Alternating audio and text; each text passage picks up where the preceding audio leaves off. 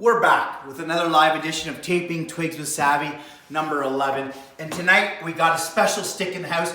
We got a Mike Martone, okay? Beautiful twig here as you can see, okay? And I'm gonna show you tonight, folks, how Mike Martone tapes it. Now listen, first off, on his knob, Mike was a white guy from when I remember playing against him back in the day.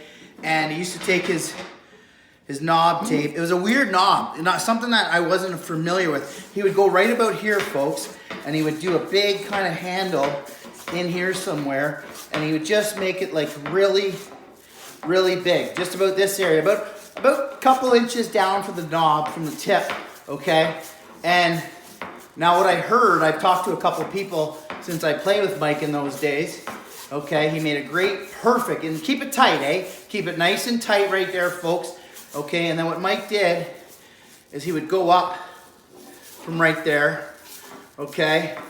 And then he, keeping it tight, he'd keep it right up to there, and he'd cut it off about there. Now, I asked him, guys, why did he put the knob there? And he said, just so he knew where to keep his hand on the stick at all times. Mike wasn't always sure where to keep his hand, so he would always have that knob there to know that, guys, I know where my hand should be, and he's got it there, and he's ready to go. So that's where Mike used to do the knob. So that's a Martone knob right there. Now listen, going on, it's a great stick. I think it was called Branches. Branches back in the day. They used to make these, we've all tried them. They were called Branches.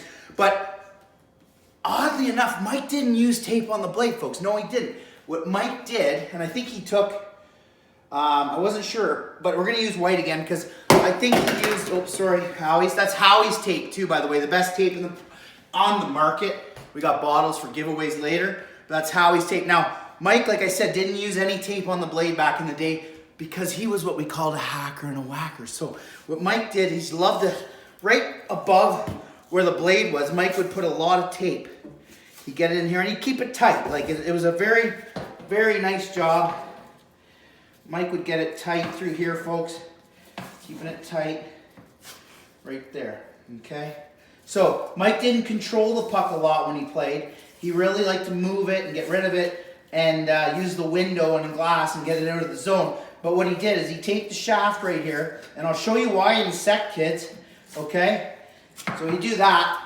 Now what he would do is when a guy was coming down, so he'd have this nice and taped right here, right? Knowing that he can't bring this hand any further, and then someone would come down and whack, he'd get whacked. And look at, see, Mike did that a lot. He broke a lot of sticks when he played.